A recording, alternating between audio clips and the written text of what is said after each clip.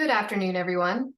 On behalf of the National Glass Association, thank you for joining us for today's Thirsty Thursday webinar, featuring members of our own NGA advocacy and technical team, Irmela Sowell and Tom Culp. The content of the webinar is a replay from their popular session on the main stage at GlassBuild last November. However, they are on the webinar and will be available at the conclusion of the presentation to address questions with you live. Before we dive in, we have just a couple of updates about other association activities. The NGA Glass Conference is just around the corner. That is less than 2 weeks from now. It's taking place in the Isle of Palm, South Carolina, just outside of Charleston. This program contains something for everyone.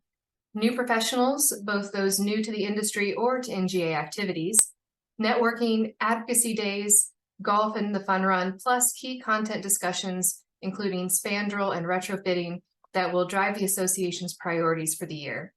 If you've been wondering, now is the time to check it out. Visit glass.org to review a more detailed program and to sign up.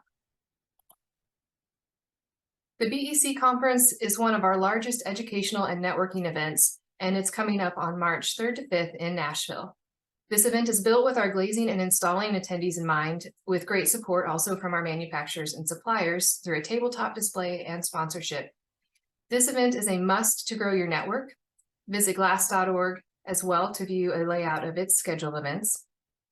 For the second time, the Glass Processing Automation Days, or GPAD, will take place immediately following March 5th to 6th. GPAD is built with glass fabricators in mind, as a means to investigate new and innovative glass fabrication technologies and discover the potential of automation and integration.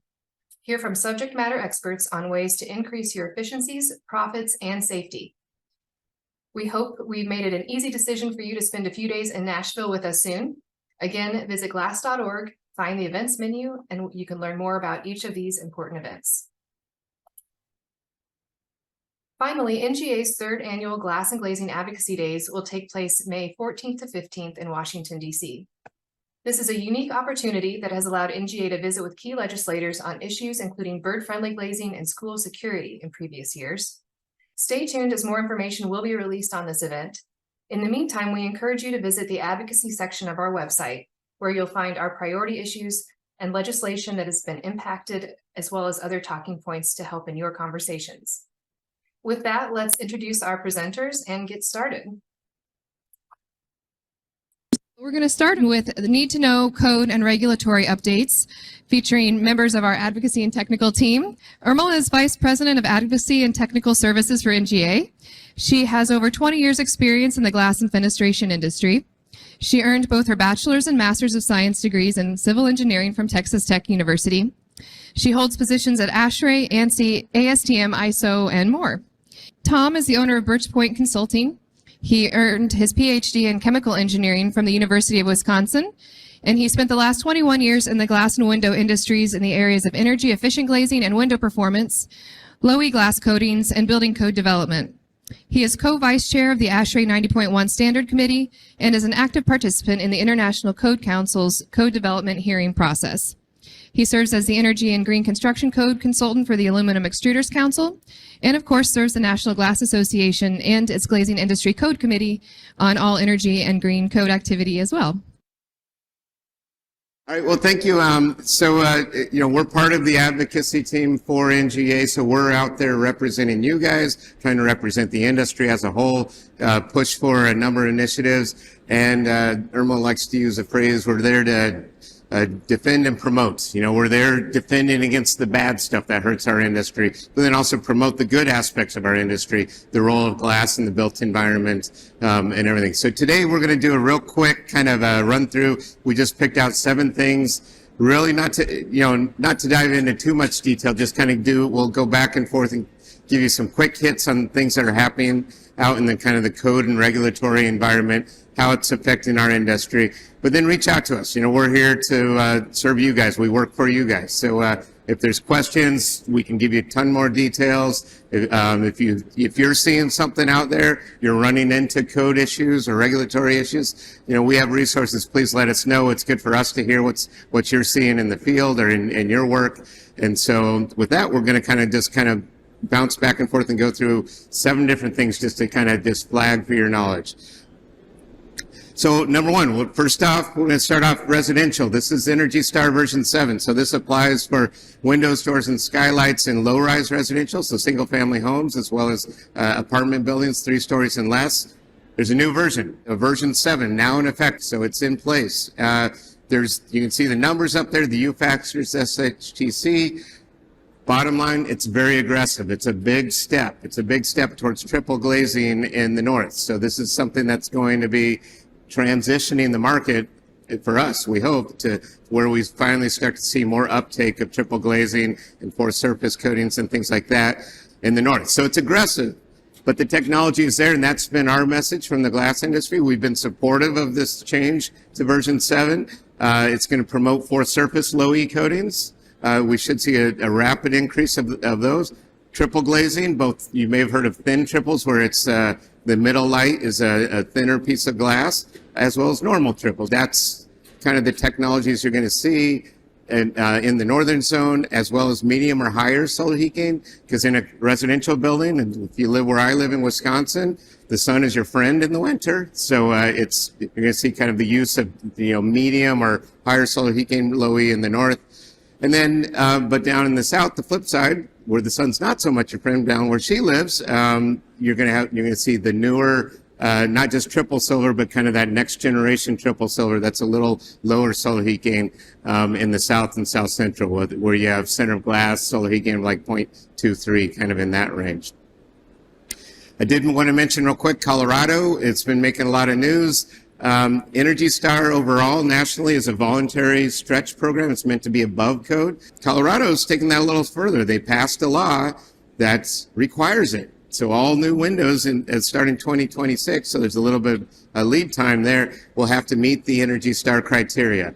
It's kind of interesting because they're treating it like an appliance, just like a refrigerator or air conditioning unit. They're treating windows the same way, saying that you cannot sell a window if it does not meet these requirements starting January of 2026. So it's been kind of a big issue, making a lot of news like, wow, well, that's, not only is it voluntary and to push triple glazing, no, it's going to require it, or forced surface, or some of the other options that are out there. There are questions about high altitude products because it is Colorado, and you have to serve not just the Front Range, Denver area where I grew up, but you also have to go up into the mountain areas as well. And so there's questions about argon, krypton, gas fill. But there are solutions. There's pre-equalized IG units. I know these are not everyone's doing these, but if you're in the IG world, it's something you may want to look at. Where there are the technologies there, their ability to make it at one altitude, ship it to another altitude. There's other companies using Mylar bags or little balloons. It looks a little funny, but it works quite well, where it's a way of having excess gas as you ship up or down, and then you pinch it off at the final site.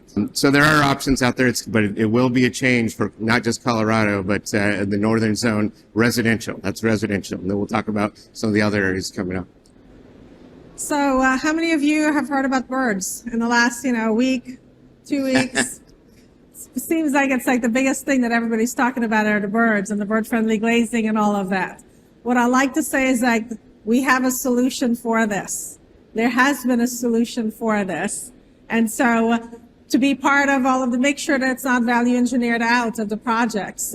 But lots of birds, it's in the news these days, a lot of regulation that's coming up everywhere. I don't know if our next slide has a chart or not, but it just talks about all of the different types of bird-friendly glazing that we have. Within NG, we have a bird-friendly glazing design guide.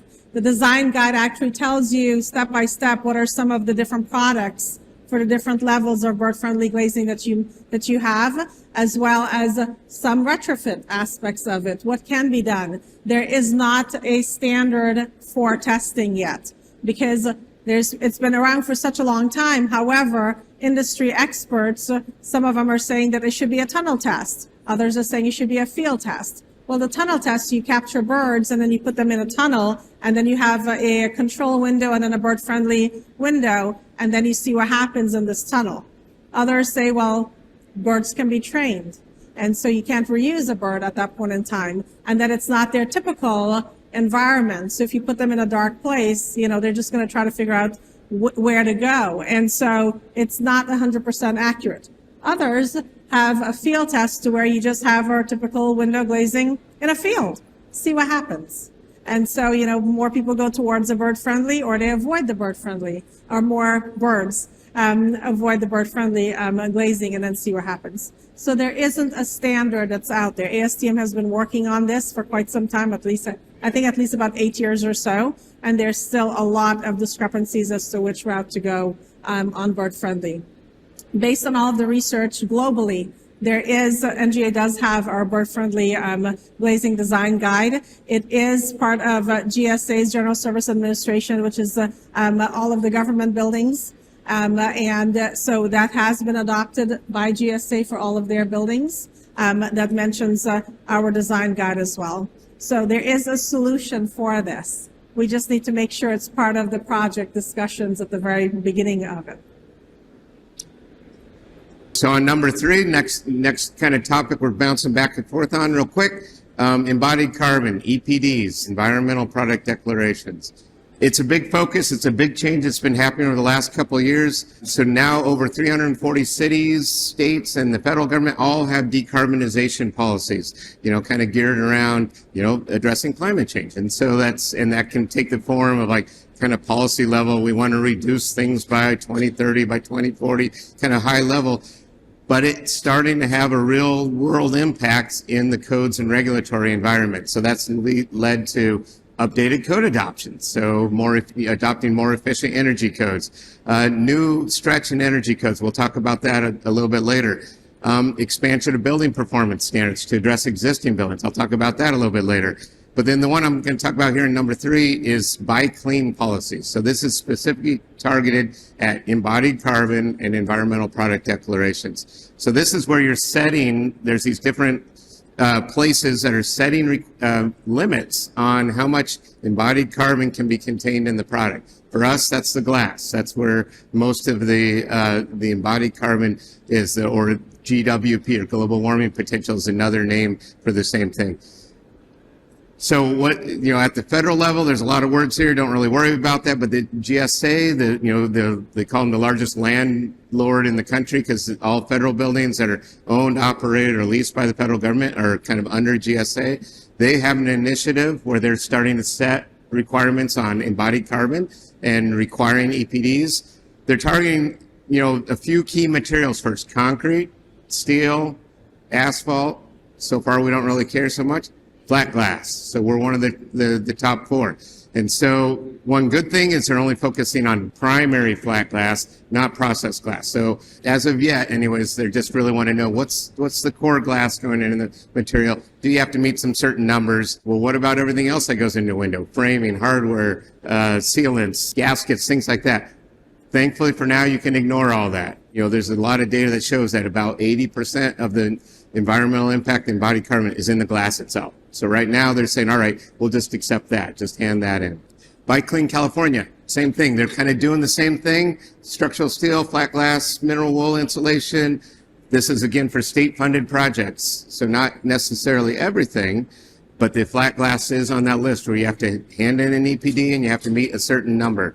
They have recently expanded, it's just in the news, they expanded this under their Cal Green program, which is a code for public and private commercial buildings over 100,000 square feet and schools over 50,000 square feet must do the same thing, must either do a full life cycle analysis or hand in an EPD showing embodied carbon limits for the flat glass.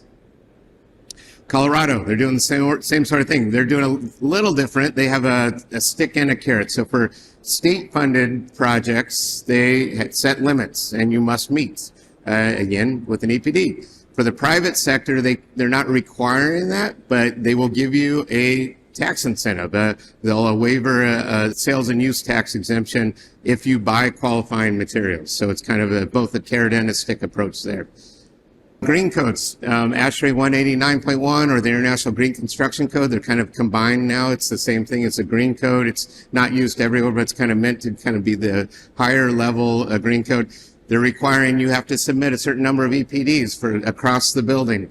You have to also have a certain number of those that meet certain limits. I'm not really focusing on the numbers here. The issue is the number is really not the issue. In general, whether California, Colorado, federal, or these green programs, meeting the CO2 number is usually not the problem. The problem is getting the EPD, at least for now. That might change in the future as they kind of tighten things up. So bottom line, what do you need to know? When asked about it, you can hopefully just hand in the industry-wide EPD that NGA has generated. So that's working together with all the primary flat glass manufacturers. There's an industry-wide average EPD. That'll work in many cases. You can download it from our website. You can just hand it in, you're good. Sometimes they will ask for product specific. They won't take an industry-wide average. They want to know for this company, for this specific product, what is it? Well, in that case, simply hand in the EPD from your primary glass supplier. So work with your glass supplier to provide that. And then again, you can hand it in.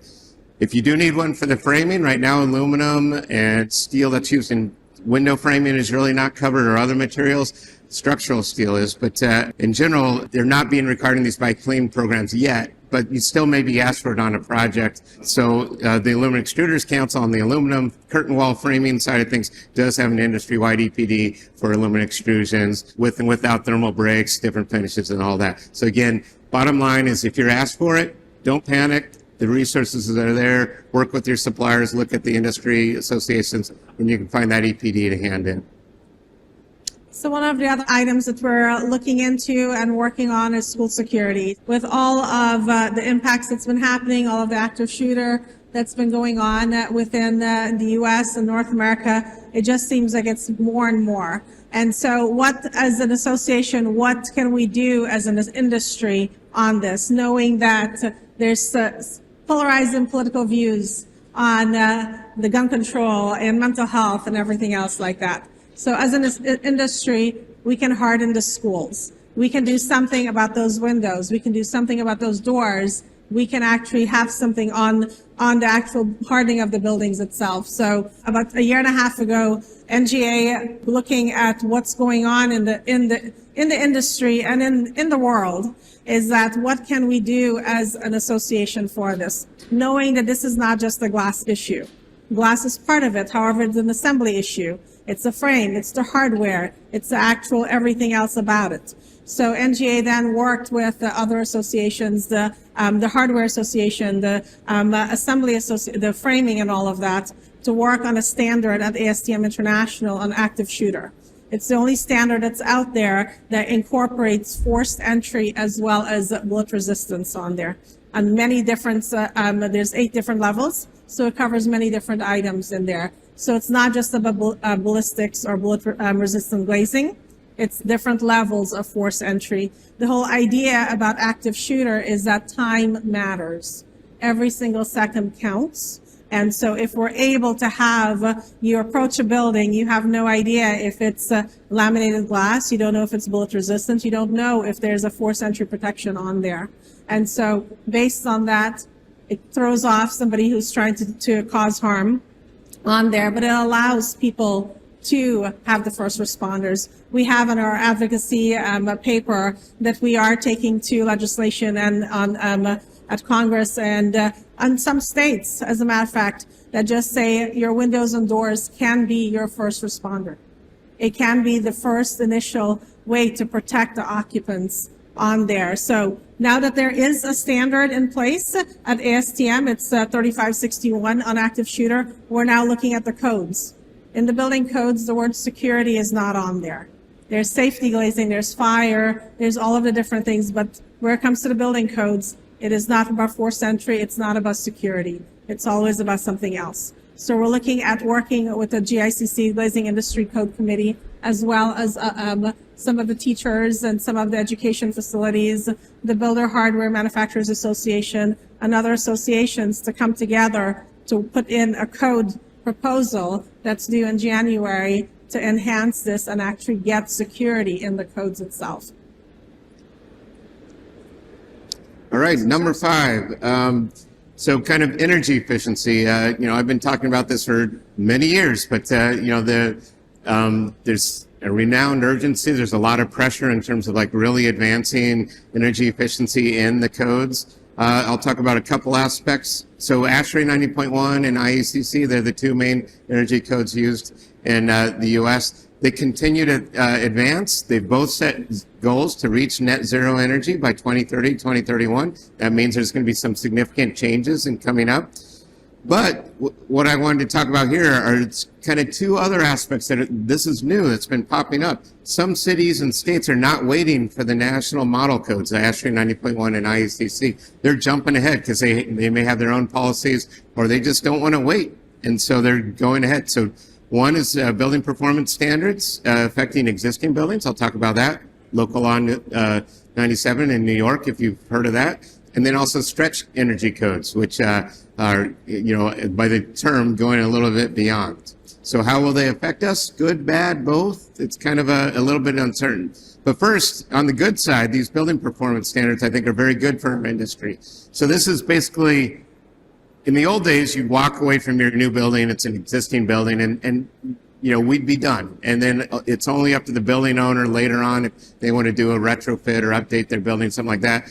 But this is like looking at existing buildings, and they're saying they're setting limits on your existing building. This building, can it use no more than a certain amount of energy per square foot, or emit a certain amount of carbon emissions per square foot. And if you exceed that, you pay a limit, or you pay a fine, or a tax. And so New York's the most famous. They have it coming up basically now that they're already gathering the data, and the fines start next year. But it's not just New York. It's St. Louis, it's Boston, it's Washington State, it's District of Columbia, it's Colorado.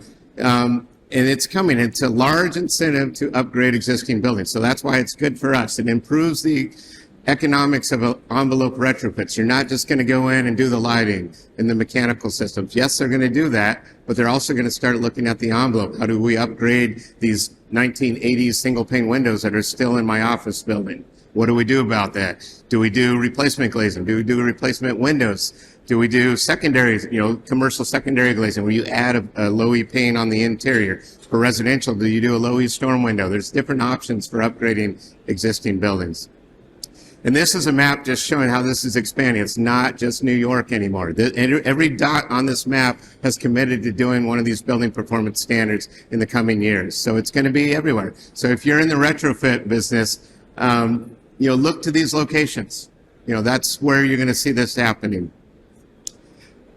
Moving on to a different code. So the building performance standards affect existing buildings. Stretch codes are being implemented in local areas, but they're really for new buildings, but moving ahead, moving faster than ASHRAE 90.1 or IECC. New York has one. It's still under development, but it's going to be coming out soon, we hear. They keep changing it, so don't hold me to these numbers, but what we're hearing is 0.28 for fixed, 0.32 for operable. To compare that to what's in the newest version of the IECC, and you can see it's significantly lower, from 3.4 down to 2.8, from 4.5 down to 3.2. That's a significant difference. So it's aggressive, but it is achievable. It's going to be triple glazing and a somewhat normal thermally broken frame, or double glazing with two coatings. So again, increased demand for these fourth surface low E coatings and a higher performance frame. So there is flexibility. There's flexibility to make trade-off and do things in other parts of the building. So it's aggressive but achievable is kind of the way I view New York happening. Now, Massachusetts is a little different. So for anything basically over 20,000 square feet, they have a very aggressive new code. It doesn't really look like ASHRAE or IECC at all. It's kind of based on passive house a little bit, but it's very aggressive in the overall building. And there's a new requirement that glazed wall systems, so curtain wall, window wall, storefront, but ironically, it doesn't even apply to punched opening windows, has to meet this mandatory 0.25 U factor, which is compared, you compare that to like a 3.4 or a 4.2, which is what it would be in IECC for that zone. So it's dramatically lower, and it's mandatory. You can't trade it off. You can't do something else in the building, even if you show equivalent energy performance. You must do it, or you don't build the building. And so it's triple glazing in the highest performance thermally broken frame, as well as high performance spandrel. And we are working on a research project that is trying, and NGA is participating in this to also do with the Charles Penco Foundation on a big project with some of the engineering firms, SGH, Morrison Hertzfeld, RDH, as well as the labs, Oak Ridge National Lab and Lawrence Berkeley National Lab, to better characterize spandrel performance. So if you work in Massachusetts, it's kind of please talk to me. I want to hear what's happening. This is as of last July, so it's in place now, and we're a little concerned. We want to see what happens. Will it be good? Will people jump to triple glazing? We would like that. Will they use more porous surface in kind of an advanced frame? We would like that. Or are they going to cut out the windows and go to little holes? We don't like that. So, that's kind of the concern. Seattle is not greater Seattle. It's actually just the little Seattle, so a lot of what people think of as Seattle is not Seattle. But if you're actually in Seattle, they have a requirement, a new stretch code. The base requirement's easy, 0.34 fixed, 0.36 operable, fine. There's no problem with that. But they also have this strange new requirement that 20% of the fenestration area must meet this higher performance level. And it's very aggressive, 0.22 U factor for fixed, 0.20 if you're doing non-metal windows. So it's tough on everything. And to me, it's like, it's again, triple glazing, highest performance frame. It's tough to hit. But to me, is what's an architect going to do? Are they going to do like 80% of their building one way and then 20% with this other type system? I don't know. It's going to, again, this is one that people are experimenting in the codes, and we'll have to see what happens in real life. Again, if you work in that area, this hasn't quite taken effect yet, but it will very soon. Please talk to us. Give me your feedback, what you see in real life as it starts to happen.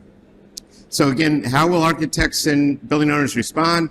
Will they transition to triple glazing and vacuum glazing? Well, great. I hope they do. Will building owners pay for that? Because that comes at a cost. Or is it going to go to what I've been calling New Age brutalism, which is, we think about back in the 1960s, and you have these concrete buildings, horrible buildings with little openings and things like that. This is kind of a new version of that. Or looking forward. What is the future of net zero buildings? Is it the Jetsons or the Flintstones? Which one do you want to live in? And so it's an interesting world we're approaching right now. So number 6 on our list is heat treatment and edge grinding. This is something we've been talking about for quite some time. So the architects absolutely love their nice lines, clean lines, right? Want to make sure that, there's nothing there's no cap on that piece of glass or anything like that where it comes to railings and anything like that. And so one of the things that we're working on within the association is edge grinding. We know that fabricators are now putting in more laminated glass and balconies and railings and all of that. However, the architects were used to the nice clean edges from tempered glass that was there beforehand. And so once we have a little bit of mismatch, there's now, it's been happening for many years, but all of our manuals, all of the standards have said that, thou shalt not, polish that edge or touch it after it's been fabricated. And so we know people are doing it. People are asking us to change our stance on it, the industry's stance on it, change the standards for it. And so there's a study that we're working on currently to where how much can you shave off? How much can you polish off, once you have a mismatch of laminated glass? And so we have about 3 companies right now that are working with some consultants and a test lab to study this. Do I think that it's going to change to say you can, edge grind 1 millimeter or 3? I don't think so. Just because, we know that there's a strength reduction on this. However, we just don't know how much. And so it's more of a cautionary tale to figure out where things are going on this. We understand what reality is in the industry on this, but at the same time trying to make sure that we're not changing an aesthetic issue to now what could be a safety concern later. One last thing, this is number 7, our last item, but I wanted to kind of point out, there's a new opportunity for glass as well, that as the codes move or policies move towards trying to reach net zero, whether it's 2030, 2035, next year, different places are really trying to target, you have to do 2 things. One is the codes are pushing to improved energy efficiency. You cut the energy use of the building. That's the top line in this chart coming down. But you can't get to a net zero building just by that. What's the only building that like doesn't consume any energy is like a shed or an outhouse, you know, because you still have to have lights, you have to have heating and cooling, things like that. So you make the building as good as you can, but you need that line coming up from the bottom as well, which is on-site renewable energy.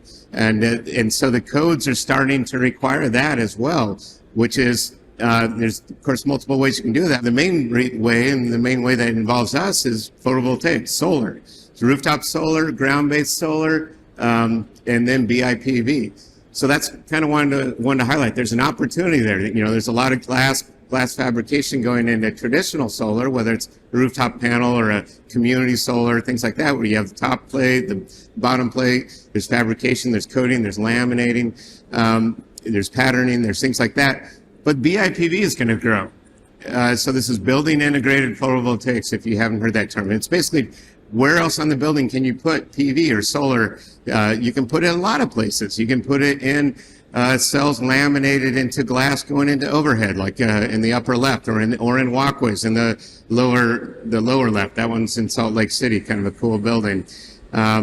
You can put it into sunshades, and you can put it in that one kind of in the center on the top. That's a rain screen. It looks like kind of a cool, just kind of glass, almost aesthetic thing, but that's solar. That's PV. It's making electricity.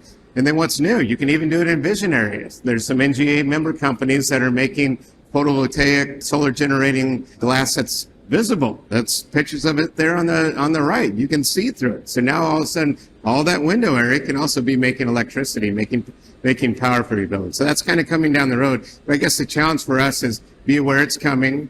But also look, if you're like an architect, if you're working with architects, encourage them. Look for opportunities to include and promote BIPV in your buildings, in your products and projects. And so just a real quick summary, we cover a lot for you guys. So there's a lot of, different subjects, from safety to security to energy to, we didn't talk about today, but fire, a wide range, bird friendly. We're here as a resource for you, so please, both now as well as like later on, just ask us questions. We purposely try to keep this somewhat high level, but we can give you a lot more details if you need. And anything else you want to wrap up? No, definitely. Just reach out to us. And then for us, we get the input from you all. What are some of your pain points that you're seeing? What are some of the issues that are popping up? So that way we can now try to protect and advocate for the industry. So if there's something that you all are seeing that we don't have a resource for that's popping up or anything like that, I definitely would like to hear about it. So that way we can make sure that we are looking out for them.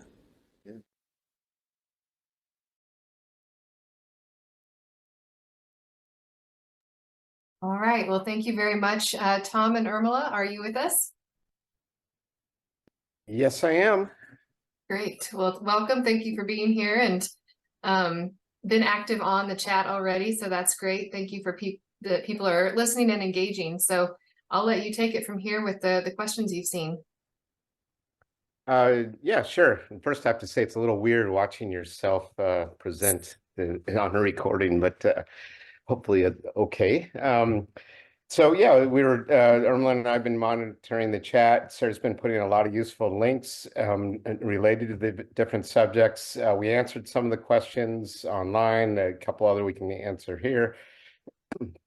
One was related to Colorado. Do you have to just meet these criteria for Energy Star, or do they have to actually be registered and certified with Energy Star? And I'd have to check. I believe there is an out, so to speak, in Colorado that would allow just meeting the criteria of Energy Star. But of course, the easiest way to comply is go ahead and register and get that, that blue label on your product, and then there's no question whatsoever. Let's see. In the chat, we're bouncing back and forth. There's both the Q&A and the chat. EPDs. Yeah. So EPDs are developed to what's known as a PCR, or product category rule.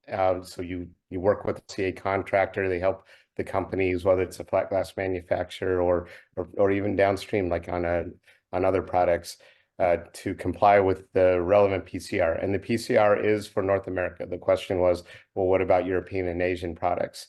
They have different PCRs in Europe and Asia. those don't apply in the US. It's really about the use case in the or in North America, I should say.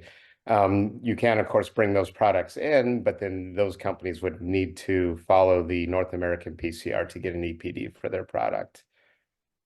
And I have posted a link to where you can find our EPD that's on our website.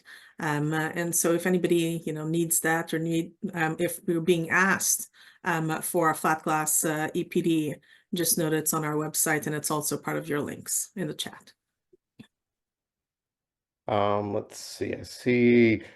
So there was a comment about fourth surface low E. I mentioned fourth surface low E. In many cases, it's kind of a, you'll see more use of that from Energy Star version 7, as well as some of these stretch codes and building performance standards are all going to push the next level, which could be triple pane. It can also be use double pane with a fourth surface low E in a good frame.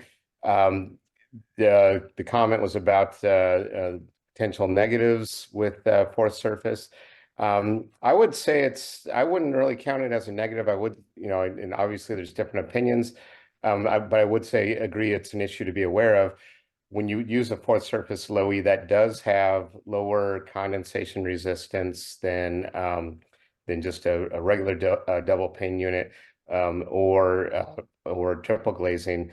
That being said, fourth surface glazing has gone into thousands of buildings around the country, and I've yet to have seen a real significant problem reported on any of them. So the way I kind of talk to people about that is, are you doing a hospital? Are you doing a museum? Then no, maybe take the jump and go to triple pane.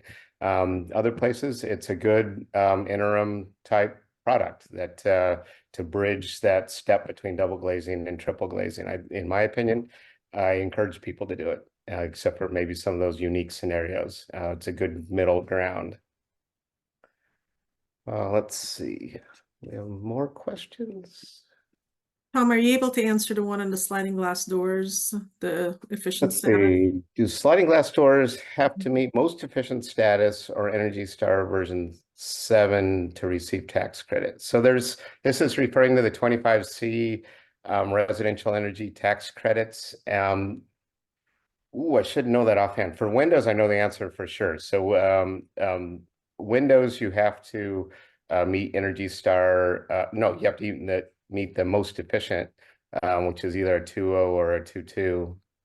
See, I'll have to double check on the exact numbers, but it's that was kind of a surprise to everyone that the tax credit, when it was updated as part of the IRA, it took the jump where to get that tax credit for Windows, it has to be most efficient. For glass doors, there was something unique there. The dollar value is different, and I'd have to check. I think it is just Energy Star version 7, but Irma, maybe you can deadpan for a while, tap dance, answer another question. Now, Nadelia, well, somebody just now asked for stretch codes in Seattle. It's for new buildings only. That Seattle thing, which that's for new construction, where you're gonna have 20%. They view it as kind of seeding the market to push the market forward. Like where, okay, only 20% of your building needs to have these ultra high performance products. In concept, I guess it sounds good, but it's kind of weird to me, because how are you going to do just 20% of the products and still, as an architect, and have achieve the look you want? So it's, yes, I believe it's just for new construction. And I was going to say, it looked maybe Pat, who asked the question on the sliding doors, if you would want to drop your email in the chat to us, we can also follow up with you. No, it's a good idea. I also just found it. So okay, great.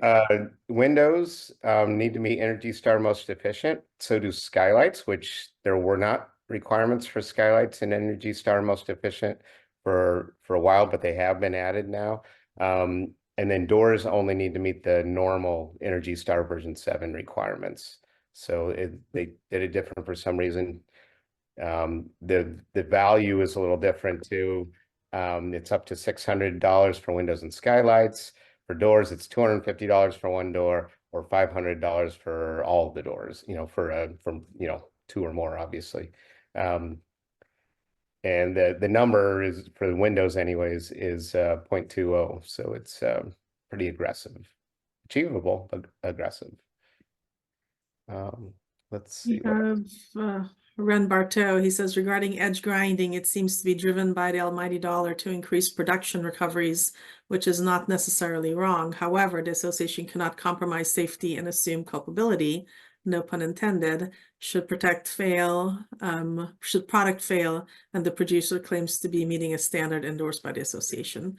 So Ren, that's why we're doing some studies on here, the glazing manual and all of our activities within the tempering side and heat strengthened side. I've always said, you know, no post anything after tempering or heat strengthening. So we're looking to do some studies right now. We're looking to figure out funding of those studies because, as you can imagine, testing of this type of magnitude and you know what the increase or decrease in strength you know, does cost some money. So we will be discussing this in detail at our upcoming glass conference in about a week and a half. So I see a question about any acoustic requirements, and in the base building code or in other places like that, really no. But where you do see some acoustic requirements is in green building standards. So the International Green Construction Code, ASHRAE 189.1, they do have some requirements. Those ones in particular don't actually set like a particular STC or OITC for the window. It's more about like you have to reduce the outside noise by a certain amount. But there may be other programs out there that do set STC numbers, but in general, not really for like the main base code. They haven't really gone there yet. Let's see.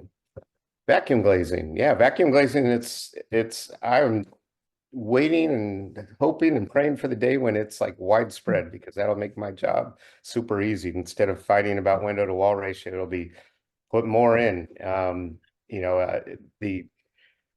So there are products out there. There have been products out there for actually decades, but there are some new products. There's some products that have been there, like I said, for decades coming out of Japan. And then there are newer products that are from North American companies, but sourced out of China, but production is being moved into North America. And then there's new companies coming up as well. So it's a rapidly changing new area. But answer, are there projects successfully using vacuum? The answer is yes. So there's a lot of historic projects where they've gone in and used replaced kind of like single glazing with vacuum glazing units. There's also newer, some of the newer products that are available in larger sizes are being used on kind of like demo type projects. If any of the suppliers are online, they can feel free to chime in too. But yes, it's certainly niche, it's new, but it's growing, and with a lot of new companies kind of looking at it at production as well, I'm hoping it's a growing segment. There's one question here, and I attempted to put the link in, but it says, what was that tax incentive for Windows again? So we do have a link to our webinar that Tom Culp and I did a presentation on the impacts and opportunities of the Inflation Reduction Act. And I just posted that in the answered part of it. Right. And I can give you real quick for Windows, it's 30% of the total installed cost up to $600 cap, but it's which is kind of small, honestly, but still, hopefully it makes a difference. And it's the other thing they did do that's a little more helpful is instead of being a lifetime limit, so like if people had already done and lifetime limit for everything in 25C. So insulation, if they'd done attic insulation a few years back, up to prior, that was it. They used up their limit, and then you couldn't offer anything on Windows. But now it's an annual limit for all these things. So you can, they can do attics last year, they can do Windows this year, they can do some Windows this year, some Windows next year. So it's an annual limit, 30% total installed cost up to $600. So we wish it were bigger, but at least it's something.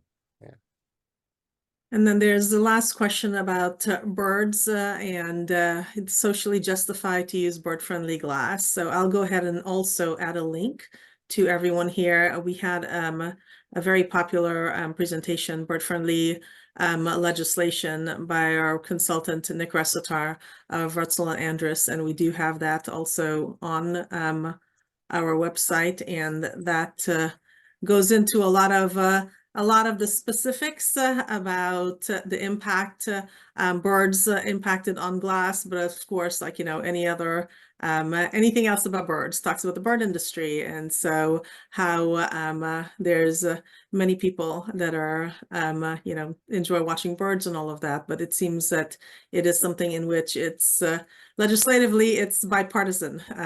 We in our last advocacy days in DC, we did see that there's bills at both the Senate as well as House, but also it's on both sides of the aisle.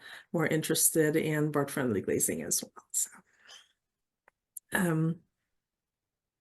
I think that's all the questions we've had so far. Thank you all very much. And we'll be at Glass Conference in Isle of Palms, Charleston, February 5th through the 8th. A lot more in depth of everything that we've covered today, but also discussion on condensation, as well as school security and proposals, building code proposals. And of course, Tom always does an amazing job with all of our energy aspects. And then we'll have a couple of presentations on spandrels as well. So anything else you want to add, Tom?